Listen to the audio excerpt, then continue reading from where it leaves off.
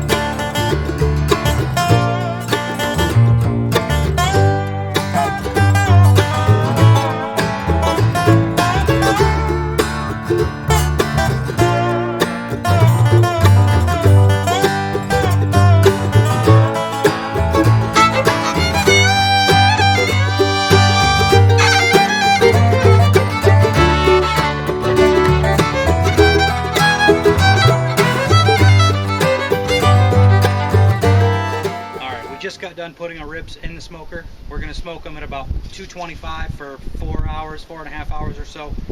We're going to smoke them over the apple wood. Once they've been in the smoker for about an hour, about every 30 minutes from there, I'm going to spritz them with some apple juice just to keep them moist throughout the cooking process. And then in the last 30 minutes, we will brush them with some barbecue sauce. I use Sweet Baby Ray's for pretty much everything, but you can use the barbecue sauce of your choice. So yeah, there we go. Stay tuned. We'll check back in soon.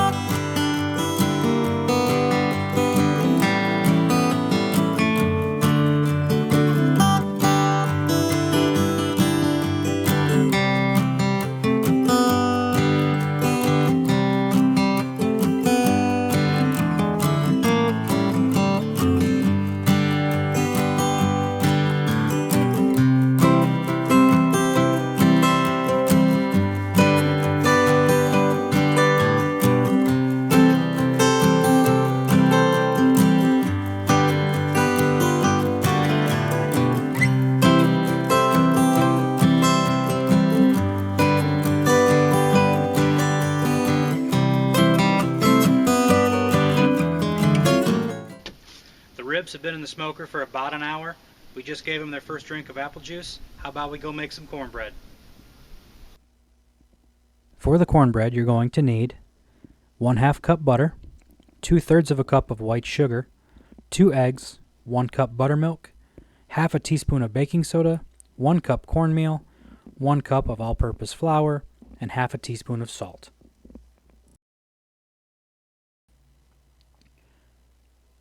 And all the times I've made this recipe, I've found that combining all ingredients that need to be combined ahead of time will make your life easier when you're actually putting this recipe together. It all comes together quickly at the end. So set aside your sugar, combine your cornmeal with your flour and salt, mix it all together well, then combine your buttermilk with your baking soda.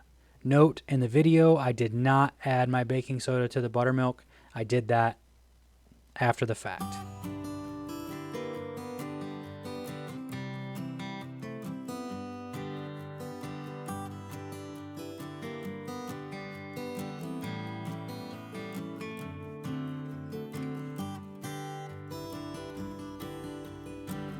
To make the cornbread, the first thing you're going to want to do is heat up your skillet and drop in your stick of butter. Mix it around and get that butter all melted. Be careful your skillet doesn't get too hot, as you don't want to burn the butter.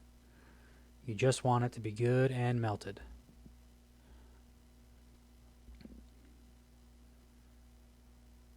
I use a whisk when doing this because I'm going to be using a whisk throughout the whole process. So using the whisk for the butter just makes sense. Once your butter is melted, turn off the heat and remove the pan. Immediately stir in all of your sugar and mix it up until it's well combined.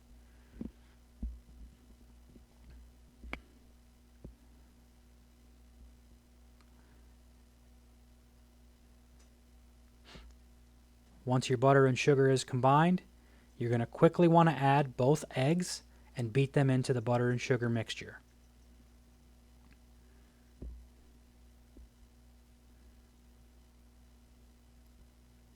Try not to drop the shells into the pan.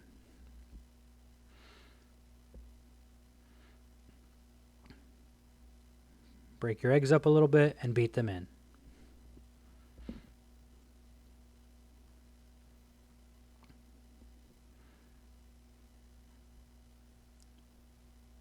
Once the eggs, sugar, and butter have all been whisked together, the next thing you're going to do is you're going to add your buttermilk and baking soda mixture and mix it up well.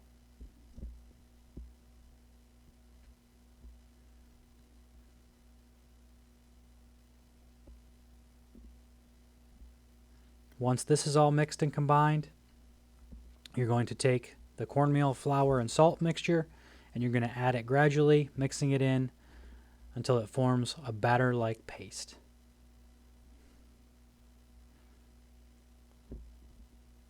You don't want to mix too fast or put too much in at one time because it will make a mess if you splatter it all over the place, and I do not like messes.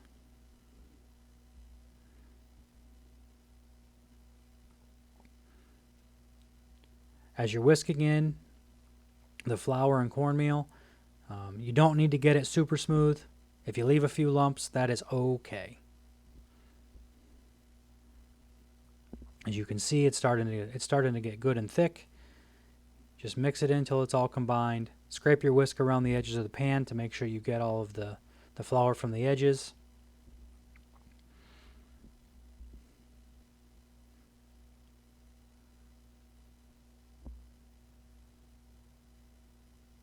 And now you can start to see the consistency that you're going to get as you get it all mixed in. Good and thick.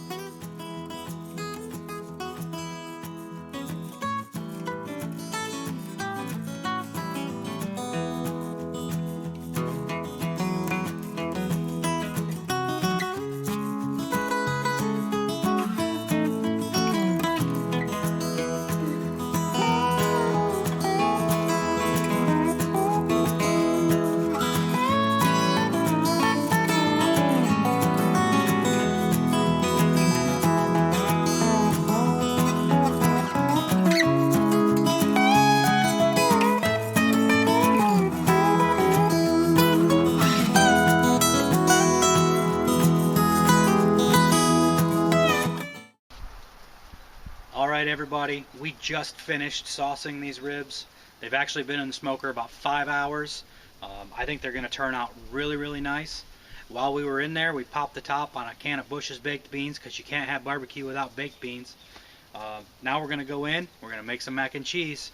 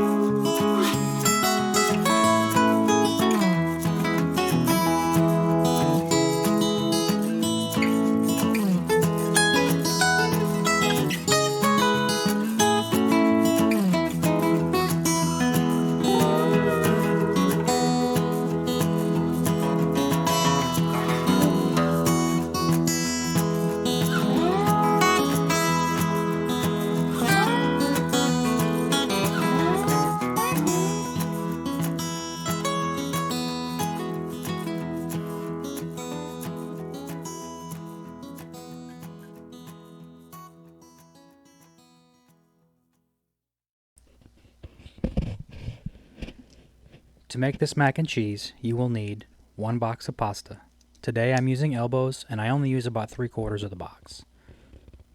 3 tablespoons of butter, 1 cup heavy whipping cream, 1.5 cups of shredded cheese of your choice. Today I'm using a 1/2 cup each of white cheddar, medium cheddar, and Colby Jack cheeses, but you can use whatever cheese you like best. You're also going to need 1/4 cup to 1/2 cup of milk. Cook the pasta per the directions on the box, drain and set aside. Then, in a skillet, melt your butter over medium heat. Don't forget to stir your beans so they don't burn. When the butter is all melted, add the heavy whipping cream and mix it all up well.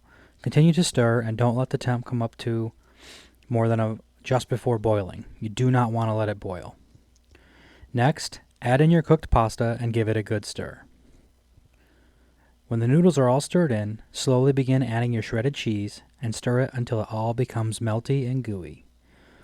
When the cheese is all melted and combined, add 1/4 cup to 1/2 cup of milk and stir well. You can add more milk as needed until the mac and cheese reaches the smooth and creamy texture you're looking for. Add a good pinch of salt, followed by a good pinch of black pepper. Give it a good mix, and you're ready to go.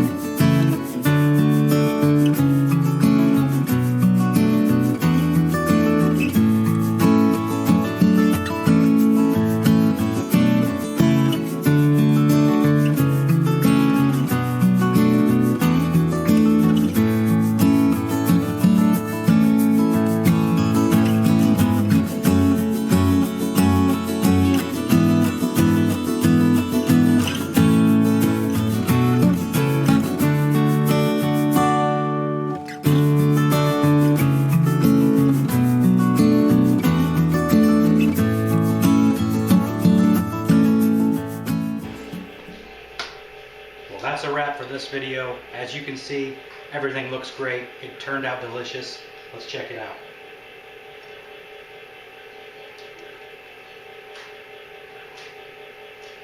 Outstanding.